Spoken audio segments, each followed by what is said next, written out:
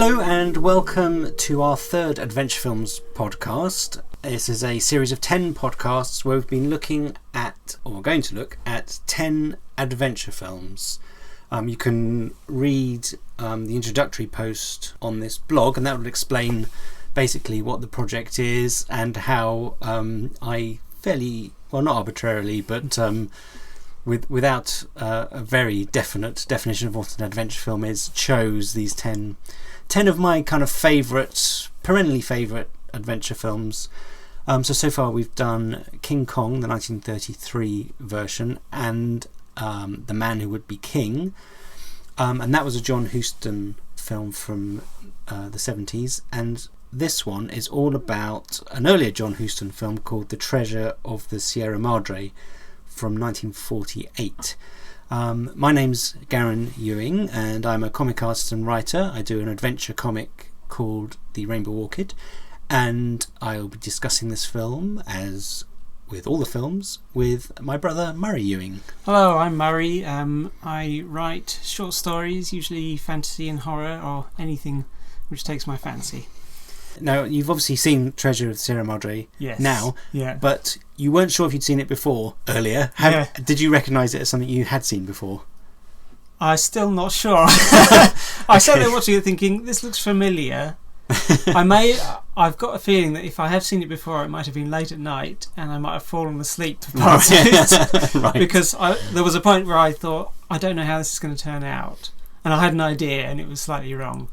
But So the film was a surprise. I mean, you didn't think, I recognise this bit? Or... No, it's funny. There were bits where I thought, I mean, the main bit I recognised was something that you keep on saying. I thought, that's where Garen gets it from, which is, we don't need no stinking badges. Yes. Well, we'll maybe talk about that later. And yes, I keep forgetting that's from this film.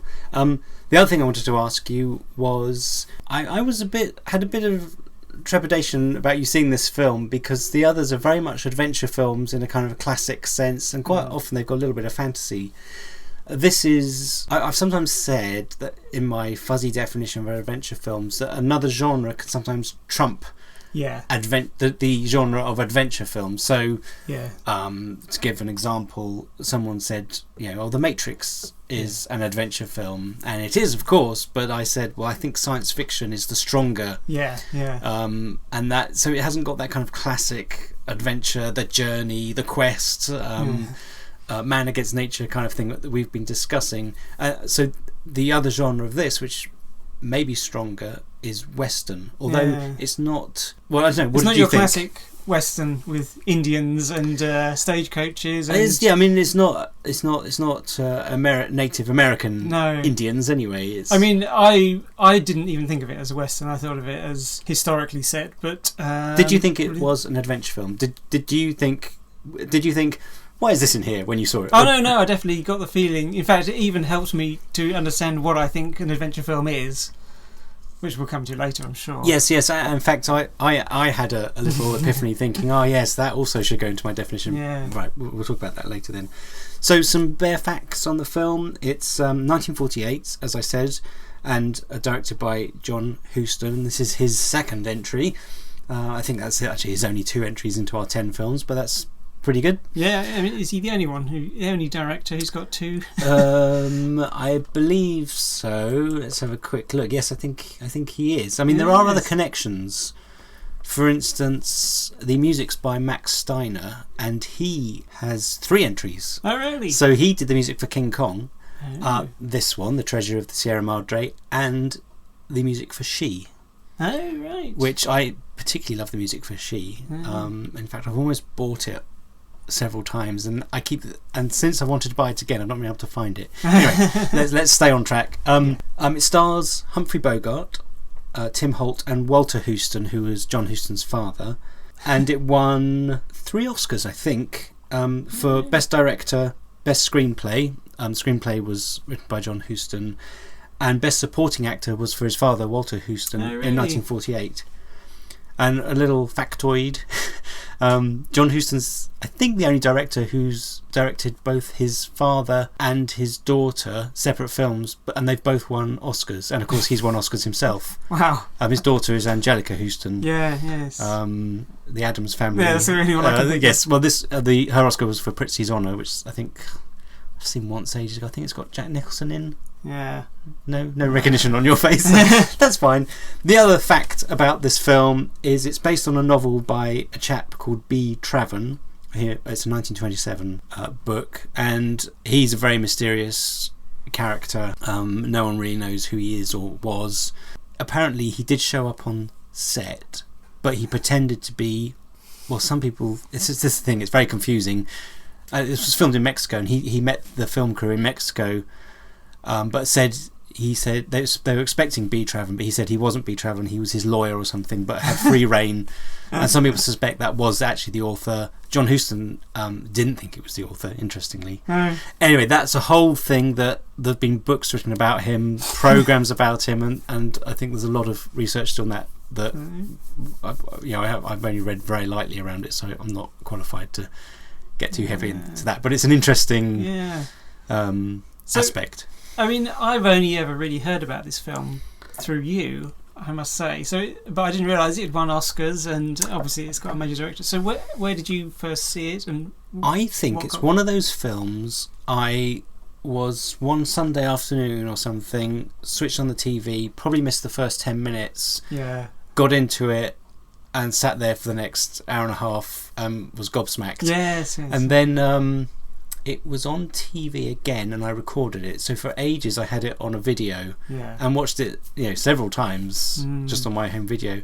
And in fact, I tried to get it on DVD, and it hasn't been available apart from on a box set. So if you want this film, you have to get it as part of a Humphrey Bogart, certainly on Region 2 in the UK, a Humphrey Bogart box set. But it's a box set worth getting because it's got Casablanca, The Treasure of the Sierra Madre, High Sierra.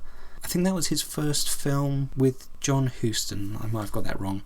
And The Maltese Falcon. So four top films there.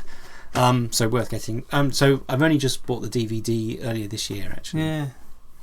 But I think that's where I saw it. I accidentally came across it, and I just thought the thing that struck me about it was, it's a film from the 40s, but the acting is fantastic. It's very naturalistic. But the story is obviously, again, as with all brilliant things, it's the story that really does it. That's the thing that matters in everything.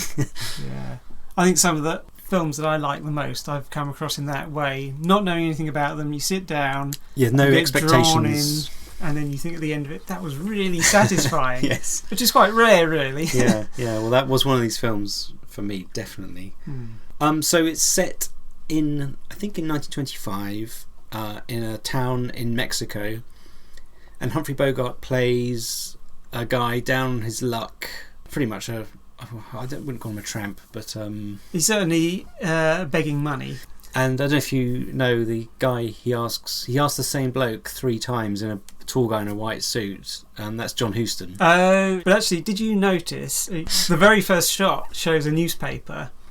The date is the 14th of February 1925. Right. So Valentine's Day. But the point is, Humphrey Bogart is checking the winning tickets in the lottery. Yes. And I wondered if that's the sort of subtle comment that on the 14th of February, the only thing he's got to do, he's not even looking in the personal columns or the news. The only thing he's got to do is he's looking for money. Yes. So it's almost like he loves money.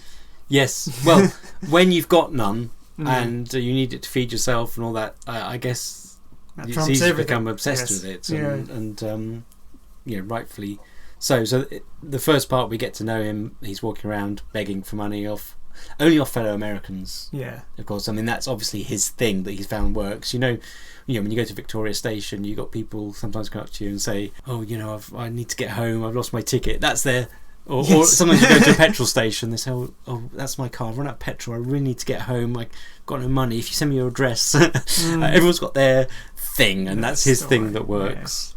Yeah. But he meets up with the other character, Tim Holt, who plays Bob Curtin, and they kind of form a little. Well, they are thrown together when they go and get a job. They're offered a job by this guy Pat, and off they go to build Ray's Camp. Yes, it's called. Yeah. And they end up not getting Yeah, it's very hard work, and they're promised pay at the end of it when they step off the ferry coming back into Tampico. And of course, you just know it's going to happen, but the bloke says, "Oh, the agent was supposed to meet me here with the money. I'll just go and find him." And you know what's going to happen. He doesn't come back. I've got to say earlier, I think the second time Humphrey Bogart's given money, there's quite a good little scene that I think was worth mentioning. Is he goes to the barber and gets all spruced up. Oh yeah. Which is quite an amusing scene. The barber's a bit of a comedy character, and it's quite often in films, if it's got a barber scene in it, they're quite often funny. Anyway, but he comes out and sees a girl, and it's obviously a prostitute, and you see him following her. She goes up some steps, disappears after giving him a look, and he walks in after her, and then next thing you see is him coming out. This is 1948. Oh, right. So that was obviously very, very coded, heavily encoded. Well, no, the thing that surprised me is it wasn't that heavily encoded. Oh, right. Well, I didn't notice it. There's other films like Charlie Chaplin's Monsieur Verdoux. Yeah. He takes in a streetwalker. I think he's going to poison. He wants to try out some poison, I think, on her.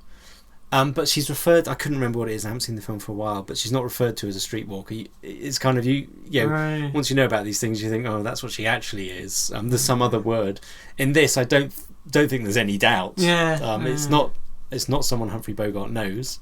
She's walking in a provocative manner. She goes into a building and he follows her. He follows her in, and then cut him coming out. Yeah. Can't remember if he's got a grin on his face. Or anything. I love the scene where they catch up with. There's a little storytelling thing where when they're making the camp and they say, "Oh, we haven't seen any money yet. When are you going to pay us?" And just with the addition of "when are you going to pay us," pat shows that there's a friendly relationship or there's some trust there.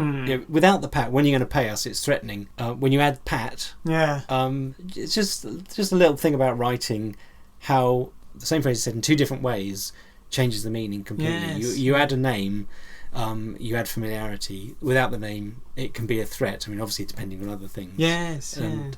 But there's a great scene.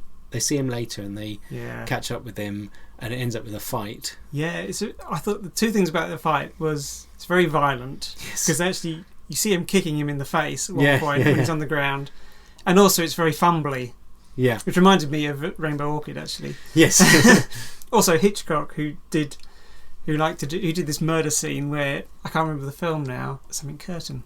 Anyway, Torn Curtain. Yeah, it might be Torn Curtain, where they have to murder someone and it just takes forever, and they start trying to put his head in an oven, and then they just trying to batter him to death, and he just won't die. And of course, this is all quite realistic. Yes. But it seemed to me really violent for the times, The bad thing about the fight scene was the stuntmen. I don't know if you noticed, but to me it was so obvious that the long shots, not that long, that they were so different, the people, that actually distracted me a bit. I did think it was a great fight scene, but they were so different. There's even a shot where there's Humphrey Bogart, the fight, the stand-in, and then it kind of almost, I think it just sort of cuts away and back to him straight away, and suddenly he's taller, a bit less hair, and it's Humphrey Bogart in this place.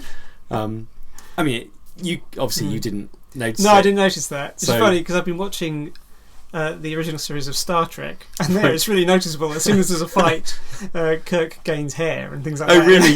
Oh. So I noticed it in that. Maybe it's just that it was colour. Oh. I was going to say maybe the black and whiteness makes it a bit more obscure. And I'm sure if you're getting into it, it may be because I've seen it several times. Yeah. That's what my attention was drawn to it anyway. Yeah. But the notable thing about that at the end, I think, is they take his wallet and take his money. But even though he's down and out on the ground, and he's got a lot of money, they only take what he owes them. Yes. They take a little extra for the barman to pay for the damage and the bottle and drinks, but they give him his wallet and the rest of the money back, which shows.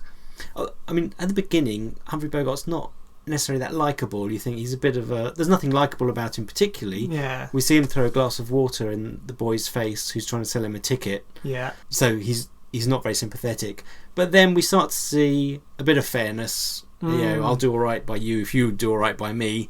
Yes. And he and Curtin give the money back. The leftover money, they leave it with him. Yeah. In fact, actually, when they leave the bar, it reminded me of Star Wars, the way Han Solo leaves the bar and says, I can't remember the line, sorry for the mess, and gives him some money. Oh. Here they say, is for the drinks and the use of the bar or something, meaning they just had a fight in the bar and here's to pay for the damages. Now, they spend a night in a doss house. Now, that's before they see Pat in it, because they don't have money then. And that's where we meet Walter Huston, who plays... Howard. I was going to say Harold. Howard. And he's talking about his gold digging days. Yeah. So that sows the seed of... I think this is the best scene in the film. Yeah. I really loved it when I saw it, because it's one of those scenes where you realise he's telling you the entire plot. Yes. He's telegraphing what's going to happen, because this old man has obviously done a lot of prospecting for gold, and he's totally practical minded. He knows that you're not going to make a fortune. Yeah. He says, of every 1,000 who go looking for gold, 999 don't find it. So he said that is, an awful waste of manpower. He's explaining that's why it's so valuable. Yes. It's not actually a very useful thing. Yeah. But it's so that represents something like 500 years manpower to find or something like that. Yeah. And also he knows exactly how people behave when they find gold. And he's saying, it's just like roulette. You win and you say, one more time. Oh, you're losing. You say one more time, and then you've got nothing. Just one more. So you get greedy. He says you've got to know when to stop. And he says he talks about what gold does to men's souls. Yes. And when you find gold, that's when the trouble starts. Yes.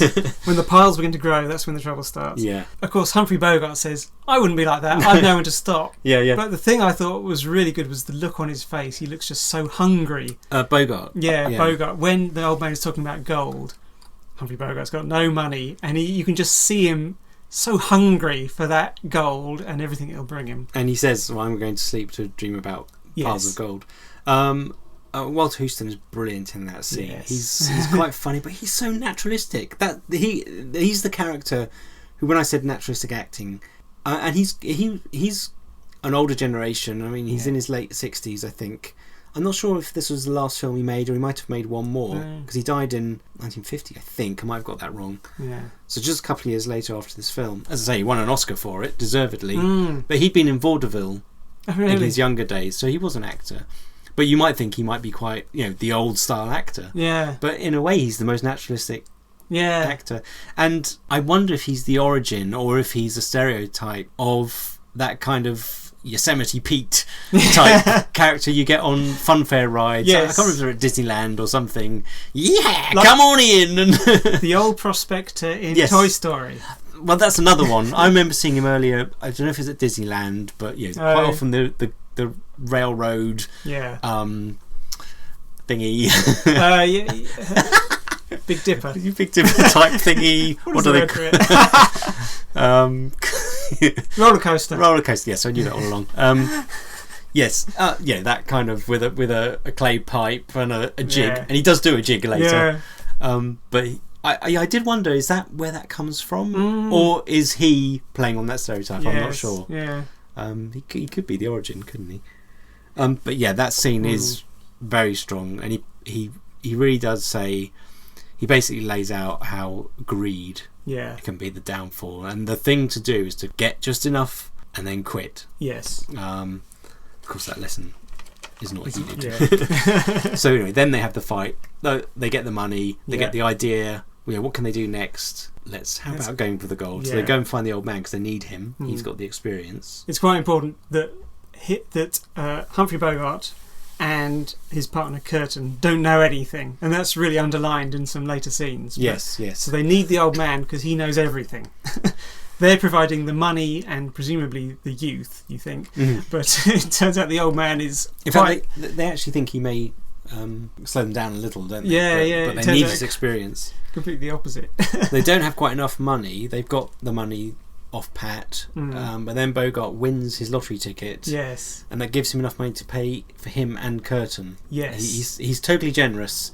Well, I'll bring you in. You can pay me later. Because he says the difference now won't matter at all later on, and you know. Oh, I bet that's going to come up. That's right. Say, answer me this, will you? Why is gold worth some $20 an ounce? I don't know, because it's scarce. 1,000 men say go searching for gold. After 6 months, one of them's lucky. 1 out of 1,000. His find represents not only his own labor, but that of 999 others to boot. That's 6,000 months or 500 years, scrabbling over mountains, going hungry and thirsty. An ounce of gold, mister, is worth what it is because of the human labor that went into the finding and the getting of it. Never thought of it just like that. Well, there's no other explanation, mister. Gold itself ain't good for nothing except for making jewelry with gold teeth. Gold's a devilish sort of a thing anyway. You start out, you tell yourself you'll be satisfied with 25,000 handsome smaggers worth of it. So help my Lord and cross my heart. Fine resolution. After months of sweating yourself dizzy and growing short on provisions and finding nothing, you finally come down to 15,000, then 10. Finally, you say, Lord, let me just find $5,000 worth and never ask for anything more the rest of my life. $5,000 is a lot of money. Yeah, here in this joint seems like a lot, but I tell you, if it was to make a real strike, you couldn't be dragged away. Not even the threat of miserable death would keep you from trying to add 10,000 more. 10, you'd want to get 25, 25, you want to get 50, 50, 100, like roulette. One more turn, always one more.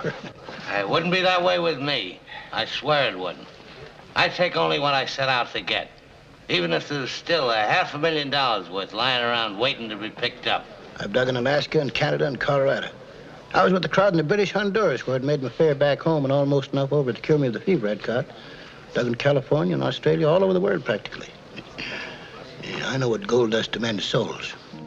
So, and I think one of the things about this is about adventure stories. Is earlier we've talked about how an adventure is. I mean, I mentioned during the Man Who Would Be King podcast that it's kind of the struggle of man on a map, in a geographical way. So you have to go on a journey. Yes. But it's also the man pitting against nature type thing. Yeah. But this is very much, although there is a journey and there is that aspect, it's not the strong part. The strong part is the internal aspect of adventure, where you're really fighting against yourself, and do you win or lose? Well, in a sense, it's a tragedy. The basic setup, because you've got the character whose flaw brings him down, and we're told the flaw at the beginning. Well, I suppose you can pick it up pretty much. It's not really broadcast, but you pick it up. It's telegraphed fairly openly, I think, and you there's no surprises the way this is going to go. I imagine, but I mean, it's the way the story's told is the brilliance of it. Actually, one thing I was going to say about the old man, linking it to the last film, we were talking in Man Who Would Be King about Billy Fish, the translator, who, as well as being a translator, teaches the two adventurers about the culture they're in. Really, the old man is that character here. He teaches them about the culture of gold, right, and also about the land they're going to. He's the one who knows where to find gold and everything. Yes. So he's sort of like that translator character. Yeah, that's an excellent point. And the other thing that relates it to the Man Who Would Be King is, again, success when you're united. Yes. As soon as that starts to fall apart, when you're out in these strange lands, these lost worlds, as long as you stick together, you're fine. As soon as the group starts to stick together, whether that's Peachy and Dravert or this bunch, that's when it starts to go wrong. Yes. So that's another kind of, I suppose it's an eternal moral of a story. Friendship, staying together, that will get you through it. Greed and selfishness, then you had it. Yes. Of course, you could say another take on it is that it's not a morality story so much as it's saying man is flawed and this will always happen. Yes, I think that's true.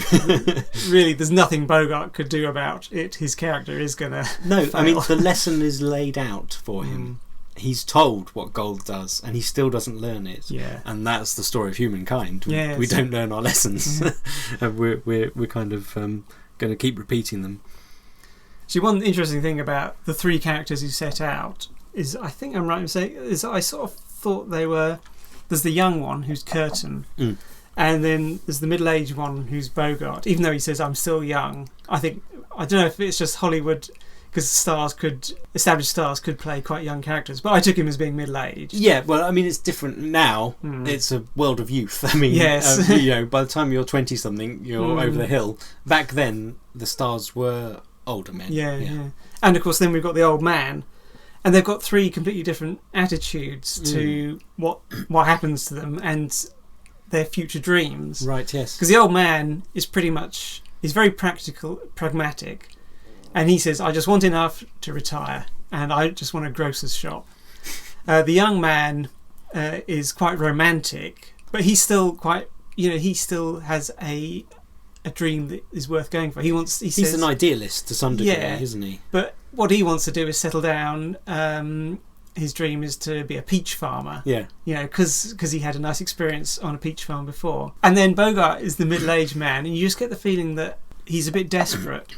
He's past the point where he can look forward to most of his life, as it were. Yes, his youth's gone. Yeah, and so he hasn't got. He's probably my age. He hasn't got the romanticism of the youth, and he hasn't got the pragmatism of the old-aged man. He's struggling with that midlife crisis where he says, God, I haven't made it. I need to make it now. And that could be what... So there's a kind of a desperation. Yeah. He would have been older than me, few. He was born in 1899, so he would have been 48 or so. Yeah. I'm 42. I'm approaching the age of Bogart's greed. So I'm moving on through the film. They get together. They've needed the money. They've bought what they needed, including guns, which is a precious commodity in Mexico in 1925. And the train is attacked by bandits, which they join in defending. Yeah. Bogart gets extremely excited that he almost kills the one in the golden hat. Yes. He says, which obviously the bandit in the golden hat, or yellow hat, I can't remember which it is, comes back. Yeah. But then... Twice. Yeah. So Bogart's really excited about how he performed in this fight. But then the conductor or someone from the train walks along and says something. There's the soldiers. And he mentions that there are soldiers on board. I wondered if that was supposed to say that it wasn't Bogart who shot them, but the soldiers did. That's a really good point. I mean, I thought... I didn't quite think that, but it did stand out. And I did think, does the conductor think the soldiers on board? And actually it was them. But actually, he'd know the soldiers on board. Yeah. And I think that's a very good point, that maybe they were shooting and missing everything, and it was the soldiers who hit. Yeah, I like that. But I like Bogart that interpretation. thinks, yeah, that's great. It would fit his character as well. Now, there's a bit where my next sort of favourite scene is where they're buying the donkeys, the burros. Yes. And the guy who's selling them is telling them of the dangers they're going to face, which include jungles, mountains that reach up into the clouds, and tigers so big and strong that they can climb a tree with the burrow in their mouth. And that's the sort of journey into the unknown land. There's the mythical aspect here, the giant tigers. Of course, there aren't tigers in Mexico, but they're mentioned several times. I presume they're talking about jaguars or... Oh, yeah. I assumed it was it was just the word they had for them. Yeah, they call them tigers. There is at the end, the skins on the donkeys, there is a kind of a jaguar spotted, I presume that's what it is. Anyway, but the point is, this is I think there's a point in every adventure where it's mentioned what you've got to go through. Yes. I mean, so in a way you don't have to then show it all. But you do have to show the journey, of course, on these adventures. That's a lot of what the adventure is going on the journey. In fact, it's all of what it is, probably. But this really sets up they're going into this...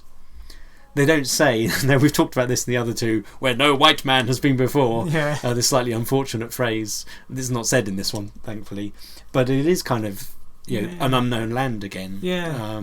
Well, it's the Here Be Dragons moment, isn't it? Yes. He says, you're about to leave civilised lands, you're about to go off the edge of the map. Exactly. That's exactly it. Which is that's the bit I like in these adventure films. As you say, off the map, into the unknown. But of course the old man goes, oh good. So if it's got stories like that attached to it, then we know not many people have been there. So there's a chance of finding gold. Indeed, yeah. Just the entirely practical approach to it. And then there's the way they get around sort of making the journey entertaining. Yeah. Is because it's really just going off into the desert, mountains, through the jungle, which they show. But instead of just showing it, you've got the rather amusing bit of the old man racing ahead and the other two getting gradually more knackered until they're practically crawling on their knees. And they say the old man must be part goat. Yes. He's going to be part camel too. Because he doesn't need water. And then, of course, there's a brilliant scene at the end of a day where the two young men just collapse. Yes. And the old man he's just cooked some beans. You want some beans? You have some beans. You need some beans. And he eats the beans. And then he picks up a harmonica and goes, It's It's just full of life. Yes. Yeah. Of course, cowboys eating beans around a campfire just reminds me of Blazing Saddles. Another Blazing Saddles. I'm going to leap ahead here and just talk about the stinking badgers thing, because that's the other thing that's in. I was trying to think, where have I knew that phrase before I saw this film. Oh, really? And when I saw the film, I thought, oh, that's where it comes from. And if you don't know, this is the film that has the phrase, often misquoted, which I'm probably going to do now. Badges? We don't need no badges. We don't need no stinking badges. No, we don't need no stinking badges. I was trying to remember, where did I hear that first? And I think it may have been 2000 AD. Something like Robo Hunter. Oh. I can't remember. Someone will probably know who's listening. The other place that I think it was in was Blazing Saddles. Oh, really? There's a scene where they're queuing up. I think they're mercenaries. He's handing out the badges, and these Mexicans. He says, "Here's your badge," and they go, "Badges? We don't need no stinking badges." And of course, when I first saw that film, it was one of the early videos I got. I think I didn't know where that. Why is everyone laughing? I don't So obviously, it was quite a famous quote from this Very film. famous. I mean, I've seen it in so many places before I actually saw this film. That's where it comes from. Oiga, señor, we are federales. You know, the mountain police. If you're the police, where are your badges? Badges? We ain't got no badges. We don't need no badges. I don't have to show you any stinking badges. Anyway, that was just we're talking about beans, which is the other bit on the journey. I can't remember if that happens before the beans episode. Is they find what they think is gold. Yeah, in veins in the rocks, sparkling. Yeah, but it's fool's gold. Yeah, the two, Bogart and the young bloke, say, "Look, it's just lying around. We've made it." They're pouring water. I don't know what Bogart's thinking, but he's pouring water over it to show it up and wasting. And the old man comes back and says that the water is more precious than the fool's gold that they've found. I don't know if I have had a similar experience. Our dad lives in America, and we've both been out to California to stay with him when we were kids. Yeah. But we've also stayed out with him separately for 9 months each, I think. 5 months. Yours was 5, mine was 9. So mine was I went out in 1985, 86. You went 1991 or 2. So I can't remember if you were here, but I went prospecting for gold with Dad once. Were you on that trip? I do remember going. And it wasn't like this. But it was beautiful. We went up into the mountains and found a stream, and we had one of the pans that you shake. It's like a sieve. And I found gold. And I said, Dad, look, I found gold. And it was fool's gold. Oh, really? He knew it straight away. Yeah. I don't think we found any actual gold. Yeah. And I think if there had been any, it'd probably been long gone. Maybe you can find... It's more of a fun hobby to find little bits. But I thought I'd found a nugget. Of course, it does prove to be an important point they make. The old prospectus says that's not gold. Gold in the form you'll find it doesn't look like the gold you'll expect. Yeah. It's all in sand. Yes. And of course, this is important for the very end. Yeah. Where the bandits don't recognise that it's gold they've got. Yeah. As ever, spoilers in this podcast. But, that's the trouble. We want to talk about things ahead. I think we should be free to do that because we're just discussing the film. So that is important. Yeah. It looks like sand. It's not the exciting, shiny, golden stuff. Yeah, and they go through this. I remember you said how adventure films quite often go through darkness or a dark tunnel. Yeah. I think I wondered if the sort of equivalent here was they have a sandstorm, which is kind of disorientating and just kind of. The good thing about that, and I kind of am using it in the Rainbow Orchid myself, where I've got a tunnel they go through. Volume 3, folks. But it's useful because it takes you off the map. So if anyone following the journey on a map thinking, oh yes, they're here, down they're here, you can lose them by having this bit where either they go underground or they get lost. Then, although actually they don't get lost, they know where they're going. But it is that useful disorientating bit. And then you continue. Yeah, yes. There's the bit where they're crawling on their hands and knees, and Dobbs says, "Let's give up. He's had enough." Oh yes, yeah. But we see Howard looking very seriously at the ground, at the dirt, and actually he says, "This is the place." Yeah. So again, actually, it's just like in The Man Who Would Be King. They're on the point of death, and they sit down to say, right, we're just going to sit here and die. Yes. I suppose that's here they, that's just before they reach the. Is that part of the hero's journey, which I think you studied more than I have? What's his name? Yeah, Campbell. Joseph Campbell. Where there is one of the 12 stages or 10 stages, whatever. There is the bit where you... Was it too long ago? Yeah, I can't remember now. I think it probably is, because I know I've got this idea from somewhere that it is on the point of death. Or giving up. Yeah, or giving total up. Disaster. The absolute... Something comes through. Worst, yeah. Yeah, it must be. So I don't know how well, if you applied Sierra Madre to that sort of template, how it would stand up. I think that's one of those points that... is there a point like that in King Kong? I'm just interested to know if it's in all these films, that kind of... I mean, it's in many films where there's the point of total loss, and then something comes through to continue on. I mean, it's a very useful storytelling technique anyway. Anyway, so he says this is the place, and I love... There's another funny scene where he's saying how dumb they are. Yes. So then they start the actual hard work of extracting the gold from a mine. Yeah.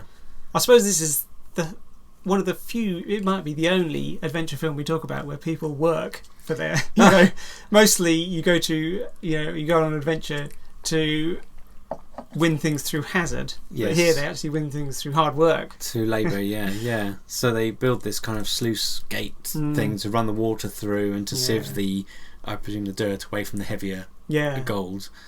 And there's a mine where Humphrey Bogart is actually, attacking the walls with his pick or whatever. Yes, yeah, and he gets the mine collapses on him. Yeah, and that's a great scene because Curtin at first his first instinct is to go in and save him. Yeah, but then he pauses and thinks, hang on, if he's dead, more to share. The same amount, but to share between two, not three. And the music. This is Max Steiner. It's music. Yes. It's quite ominous as he's thinking that, and then the music changes as he comes to his senses and his morals win out, and then he goes to save. That I think Dobbs, Humphrey Bogart, at this stage, has he already started to show signs of greed? He's quite early on, maybe after the first time they're dividing the gold out. He says, "Oh, how are we going to divide this up?" Yeah, and Howard gives him a look. He knows this is the first sign. He's talking about the selfish aspect. Yeah, in fact, there's a lot of talk. It's obviously from Bogart's just his talk that he is prepared to be. He's suspecting the other two are going to try and take his gold or cheat him. And this is obviously he's the only one who's talking about that. So it's almost like a sign that he's the one who's thinking about that. I mean, it develops. Yeah, he's the first one to go. In fact, the others are really quite morally upstanding. There's a bit of weakness from Curtin there. Yeah. Dobbs is almost if Curtin it happens to Curtin at all, it's because of Dobbs. His manners, the way he's acting. But you gradually see his descent into pretty much madness. There's a scene later on where he's talking to himself. I know what they're doing. I know what they're trying to get me to do. And there's another scene later. Actually, it's a lot later when they're leaving. But he's sitting there rocking on his haunches. Yeah. This is gold has turned him mad. Yeah. But early on, it's just the little signs. What you can do with your lot. So is that fair? And he starts. Whereas earlier in the Doss house, they were talking about.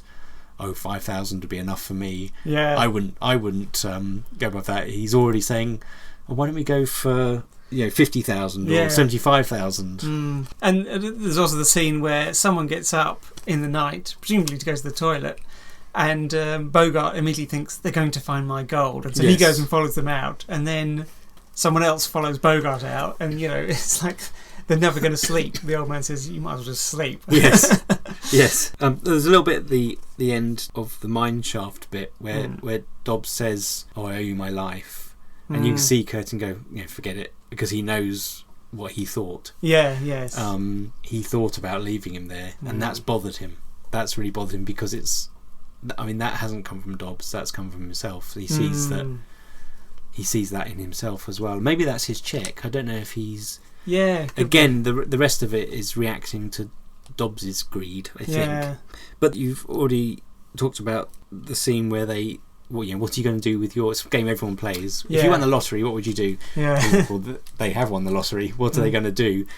And they all talk about, well, Howard and Curtin talk about quite a happy life they're now going to lead and what they're going to do. In fact, I love Howard's because he says he's going to spend his time reading comic strips and adventure stories, which I think that's a great way to spend your time. But also, he says he's going to buy himself a grocery store. That's how he's going to do it. But it's the simple life for both of them, because Curtin's is the peach farm and all that. But Dobbs is a lot more material. And again, they give him, Howard certainly gives him a look. Yeah. No, I think they both do. When he talks about really quite trivial things that don't matter for life. He's gonna get himself cleaned up. He's going to go to a restaurant. He's now rich enough that he can complain. He's kind of looking forward to that. And then on to the women. He doesn't say, you know, and then what? And he goes, well, what do you think? Yeah. And then there's a silence, and then I think Howard says, you know, it's best not to think about women or something. Of course, the point with that is that it's not a long-term plan. No, exactly. The other two have got, you know, this is going to set me up for life. That's what they're getting this gold for. But Indeed. Bogart, his plan is really, he wants to be rich. Yes. And then, you know, you can never be rich because there's always someone who's richer, or there's always an amount that you haven't got. Yes, yeah. It's the money for its own sake. And there's almost it's just so he can be better than his fellow man. I mean, he alludes to that with the being able to complain in a restaurant. Yeah. I mean, there's a lot about that I was thinking about that this week, actually, as I went to an event where there were student protesters, and there is in this country very much a jealousy for people who have got more money than you. It doesn't matter how they got it, almost. Some people may have worked their nuts off to get that money, but it's just, they've got more money, and actually you're fine with your lot. I think that's something that's very real, and this film reflects that kind of attitude. You know, just think what you've got, you know, not what you haven't got. And for Dobbs, what he hasn't got is self-esteem. Yes, yeah. I mean, another thing that links this to The Man Who Would Be King, and probably many other of these films, adventure stories, is that people look on a place of adventure. It was Kafiristan in the Man Who Would Be King. Here it's a place where they can get gold, and they project their dreams onto it. And really, when they go out there, it's almost like the more unrealistic their dreams, the harder they're going to get hit back by when they actually, you know, face them. Yes. So the two people who have realistic dreams, they could have escaped, really. But Bogart, just like Sean Connery, who starts to get ideas above his station, it's almost like Nemesis or fate is waiting there to clobber them. Yes, yes. Which, one of the things I said, this is a tragedy. I mean, it has that primal feel of like the ancient Greek tragedies, where it's very much, you know, you said adventures are man against the elements, against nature. Yeah, this is almost like man against the very primal elements of human nature. Yes, you know, greed, absolutely, insecurity. You know, these things, you really feel as though they're tremendous forces and they can hit you hard. You know, if you, and I think that's something to learn about a good story. Is really having that internal element to the struggle, as well as the external element, makes for a ripping yarn. Yes. You can get a film, and in fact a lot of summer blockbusters now, the big adventure, science fiction blockbuster, the reason they're rubbish, despite all the special effects and big stars that are thrown at them, is because they don't have that internal aspect. Now, most films now are aware of that, and they will throw some cursory example of it in. The lead character will have a drink problem or something, but it's kind of token. Yes. But when it's an integral part of the story, an equally important part with the external adventure, I think that's when you've really got a potent recipe for a fantastic adventure. You feel as though the story has grown out of that. Yes. That primal, whatever it is, that primal confrontation, rather than it's been transplanted onto it. And that's a very important part of it, that it's a natural outcome of the person's internal struggles, affects their actions, and that affects what happens to them, their fate. I mean, I think we said in the last one, these are the two John Huston films, and they're both it's really stories of greed in the end, man's greed, and that's the same here. Curtin goes to town and meets Cody, who's another main character. Now we're kind of invested in our three characters really already. So when we meet Cody, he's an outsider, and he never really joins the group. But there's an excellent scene where they decide to kill him. I mean, he comes up after them. They're denying they're looking for gold, saying they're hunters. He knows what they're really there for. Let me in on it. Won't ask for what you've earned, a quarter of what you've earned so far, just from now on. He offers them three choices that they could take. The first choice is to kill him, and that's the one they decide on. When they go to do the deed, he says, well, before you do it, look down there, and the bandits are arriving. And he joins. I'm just explaining this to kind of give the background. He joins them in fighting the bandits. This is where we get the we don't need our stinking badges line. He gets killed in the fight, and then there's this poignant scene. I mean, lump in the throat stuff where they read out. I mean, it's a bit obviously expositional, but who cares?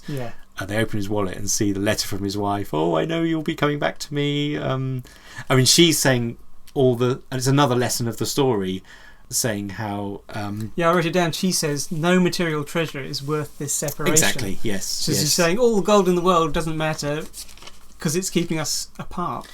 And it also gives Curtin I don't know if he does it there, but later on he decides he's going to take that stuff back to Cody's widow. And he's got a son as well. Doesn't she say she's on a farm or something? Yes, she's on a farm in Texas, and it fits in with his Little Jimmy is hoping you'll come home. Oh my God! Thank God. I mean, if they'd have shot him and then found out, the points would have been. Yes. I mean, that'd have been kind of more interesting in a way, but then we wouldn't have thought there'd been no heroes within the trio. So luckily he got killed by the bandidos instead. I was quite surprised actually that I knew Bogart would say kill him, but I was surprised when the old man agreed to that. But I suppose it makes it a bit more realistic and hard hitting. Yes, you're right. So then the federales, the Mexican police or army or military police, they chase the bandits away, so they're on again, and they decide. I'm just reading my notes here. About this point that they decide they've got enough. That's what I was just thinking. Even Bogart's character says, "We've got enough. Let's go," and that seems like the most surprising thing from his character. Yes, I think they've got $35,000, I presume each. By then, and it is a bit of a surprise when Dobbs says, "I'm happy with that." And you think, "Oh," because how long was he going to go on wanting more and more? But I suppose it could be faced with the idea of death because they've got a dead corpse, a would-be prospector who's dead, so they could easily say, "Oh, that could have been me." Let's go. It's getting dangerous.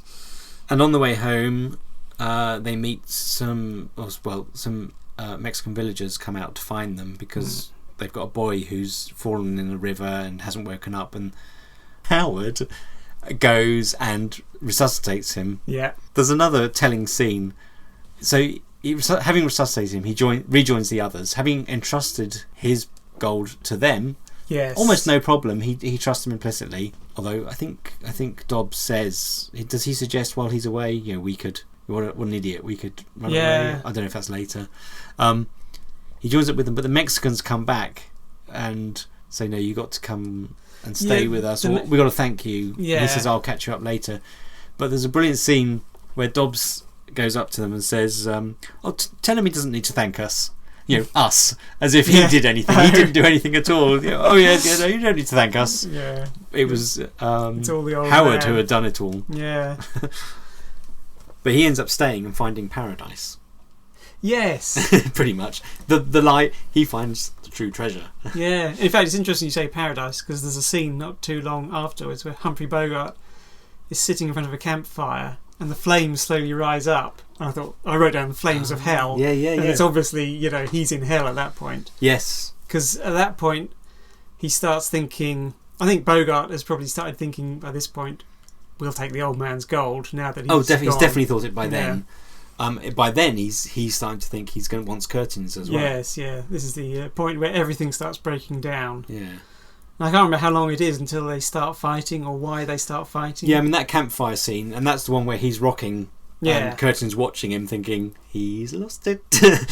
Something about a gun. One of them hasn't got a gun. Well, Dobbs stands up and points his gun at him, and they fight, and Curtin gets both guns. Yes. And then Dobbs... But then he can't go to sleep because he knows... Yeah, well, the interesting thing is, Dobbs was ready to kill Curtin, but Curtin, even when he has the two guns, is still on moral high ground, and he actually gives him his gun back, although he takes the bullets out. Yeah.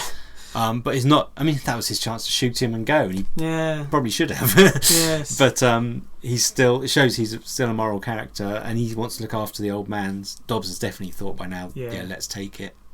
So yeah, now they're travelling along with not an inch of trust between them. Yeah. And in fact, Dobbs eventually shoots Curtin. He takes him off behind a tree. We just hear two bangs. Yeah. And then another great scene. They come back and... Yeah. So Dobbs is now on his own, and I don't know if you noticed this, when he goes back in the morning, there's a great scene where he's wrestling. Shall I bury him? Oh, I don't know if I can look at him. His eyes might be open. Yeah. Eventually he thinks, the buzzards will get him. Then he thinks, no, the buzzards will be circling. People will know there's a body there. So he decides to go back, and Curtin's gone. Yes. He'd survived the shooting and has dragged himself off in the night. And Bogart is hunting around for him, trips, and you see for a minute the camera follows him. You see the studio in the background. Did you notice that? I didn't see that. No. It's so blatant. I've spotted it. I'm like noticing as he sings. You see this machine and this cable coming from it. So the jungle, totally the jungle. It's not the jungle. They're in a studio. Yeah. If you see that bit again, he trips and you see. I mean, it's so blatant. I thought. But in the editing, they obviously didn't get it. Maybe they thought, maybe Bogart was making some other film by then. They couldn't reshoot it. Yeah. No one will notice. Carry on. But it's really you can see it in the corner. Anyway, I mean, Dobbs is carrying on with all these donkeys, all the gold. Yeah. But he's parched. He's on his hands and knees. Yeah. He eventually finds a pool of water, and then into the reflection come three bandidos. Yes. It's a brilliant sort of scene where I don't know why it's so tense, because the bandits don't know that he's got gold. They in fact don't even recognise him. Not at first. But do I know you? You just it's so tense because you know that you're just waiting for the moment when they realise. This is the guy with the gold hat. Yes. And his two. I mean, now they've got no weapons. They've obviously. I guess they've escaped from the Federales at some point. And Bogart tries to say, "Oh look, I'll give you a job if you help me with these mules, get them back to town." And he says, "Because I'm a hunter, and he's got some hides on the mule." So, and that's to hide the gold, and it's their cover story, isn't it? But obviously, these are bandits. They're quite lazy, and they're used to just taking what they want. And so they decide they start to take his boots and the hide. They say, why don't we just take your donkeys? But the one in the gold hat does recognise him. You're the man in the hole.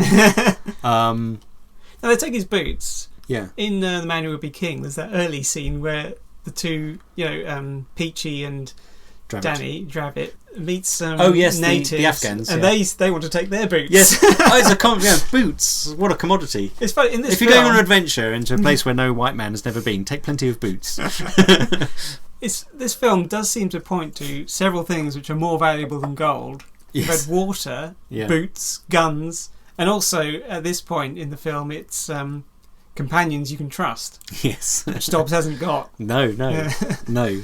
And also the life-saving abilities of the old man, Yeah, so the bandits take for them the wealth is the hides. They see the bags of gold, but they think they're just sand. Yeah. They think it's sand to weigh down the hides to make them seem as though, because I guess hides are valued by their weight. But they take the mules back. Unfortunately, they try to sell them back to the person that Dobbs and Howard bought the mules off in the first place, and they recognise them. Yes. And villagers around there don't take kindly to bandits, so they're shopped to the Federales. And to round off, Curtin, who's made it is found by the Mexicans and taken to Howard in his paradise, is patched up, and they go after Dobbs, but it's too late, and they realise that the money's. Yeah. I mean, the sand has been spread into the dirt. At this point, a wind comes up. A wind comes, and you see it being blown away. Yeah. And then there's a brilliant ending as Curtin and Howard realise what's happened and just laugh. That's the only thing they can do. Brilliant laugh from Howard. It looks so natural that I don't know if you were, but I was laughing as well. Yes, yeah. You can't help it because it's... No, it's genuinely funny. Yeah. You do think, oh my God. Actually, it's like The Man Who Would Be King again. There's that laugh in the face of death, but that's before they reach Kyrgyzstan. Yes, yeah, good point, yeah. Curtin says the worst ain't so bad when it finally happens. Yes. Which is a great bit. The other thing he says is he's better off than Dobbs. Yeah, we haven't got the gold, but we're better off than Dobbs. Yeah. And again, those vital things that are so important. Wealth, nice, but not important. I think there's a feeling in this sort of film where people go for gold, but they come back and really what they've gained is an experience. Yeah. And it might just be that having faced death or the primal forces of life, they've learned what life's really about, what it's really worth. And you get the feeling that Curtin, the young character, is really going to go home and make a go of it with this farm, with this dream. He's going to have a proper normal life, Yeah. He's definitely learnt from the experience. Whereas Dobbs, you think, you just know he'd have spent all that money. If he'd ever got back to civilization, he'd have spent all that money and he'd have been begging. He'd have been back where he was and he'd had to do it again. Yeah. Yeah, I mean, well, which may be the life story of Howard. Because he's obviously been gold. Maybe he's never found that much before, but he'd found gold and it got him his ticket home and enough to make him better from the disease he got or something. Howard has got his paradise to go back to, and Curtin is going to go and find the widow living on the fruit farm, which is what he wanted anyway. Let's hope the widow likes him. I think you can kind of guess that he's a young handsome chap. Yeah. And he was nice to Cody. That was an interesting thing about Cody, I forgot to include when talking about him. He was an Olympic shot putter. Really? He doesn't look like one, does he? No. But in the 30s, I think. And the other thing is, his real name was Herman Briggs. I think he was cast as he was used a pseudonym of Bruce Bennett in this film. But he also played Tarzan. Oh. Not in the MGM series, which was Johnny Weissmuller, but in the some Burroughs sanctioned TV series or film series, rather. Right. Like a Saturday morning serial type thing. I think he played Tarzan. Oh, really? Yeah. And the other interesting thing about this was it was the first Hollywood film to be filmed almost entirely on location outside of the US. Oh, yeah. Although there are the studio shots as seen. There's a lot of location shooting. Yeah. So that's, I think, is that basically the film wrapped up there? Yeah. We've done justice to it.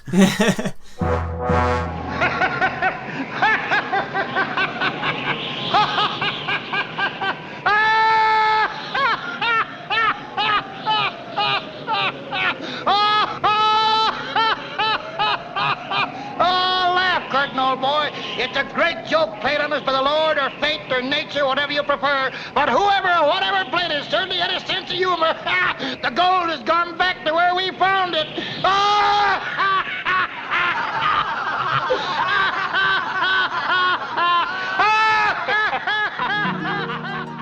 Yeah, I really enjoyed it, I must say. I did feel as though the middle, I wasn't sure where things were going to go. Yeah.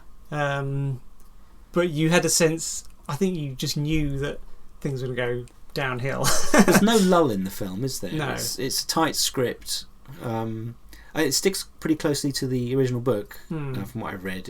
You read the plot of the book and it's the same as the plot of the film. But another great adventure story. I mean, it's definitely that boy's own, if I can use that term, kind of adventure. Yeah. Wild West type stuff as well. But there is the moral. Yeah. Actually, it's interesting. All three films we've covered so far, everyone loses what they go to try and find. You know, Kong dies. Yes. Peachy and Dravit die. Well, Peachy comes back, but in the book he dies. Mutilated. Yeah.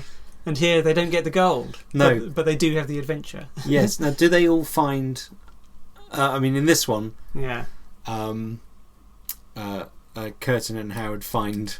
They do find something. Yeah, they find something of true worth. Yes, that's exactly it. It doesn't really happen in The Man Who Would Be King. No. The viewer does. Yes. The viewer does in all these films. I'm not sure that's true of King Kong. No. Particularly, I guess don't mess with nature. Yeah. Don't take giant gorillas off islands with skulls, mountains the shape of skulls. Yeah. Don't even go to mountains with the shapes of islands with mountains with the shapes of skulls. Is the moral of that one? Yes. Yeah, we'll have to see if this develops into a theme. Yes. So what is the next film? The next film. The next film is probably one of my favourites of the 10, which is Hidden Fortress. Ah, yes. Akira Kurosawa is my favourite director. I'm slightly obsessed with Kurosawa. A lot of people would have heard of this film because it's one of the films that some people say was an inspiration for Star Wars. Certainly, I think it had quite a few elements that were an influence on Star Wars anyway. Yeah. Have you seen Hidden Fortress before? Yeah, I saw it with you. Yeah, right.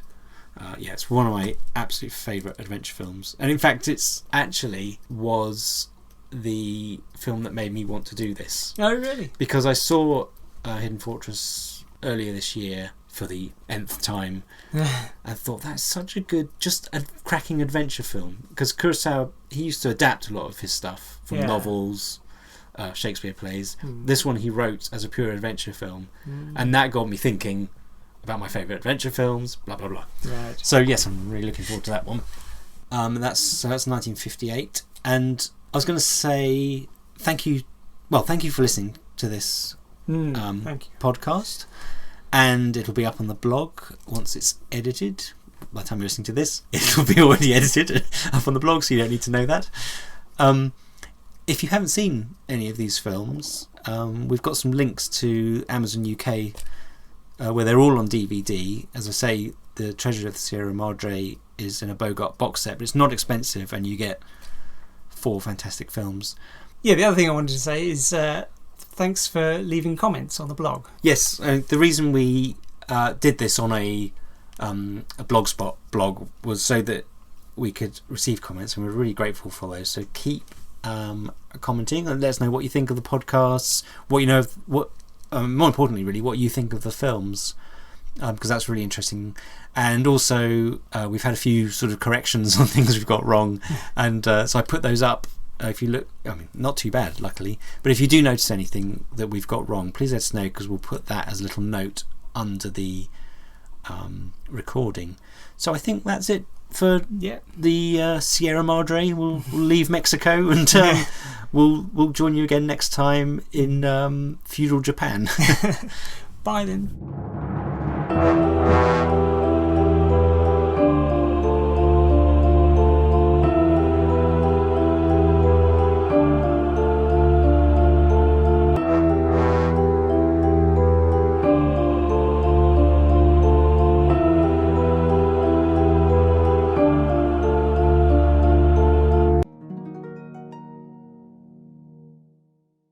Hey, you fellas, how about some beans? You want some beans? Going through some mighty rough country tomorrow. You better have some beans.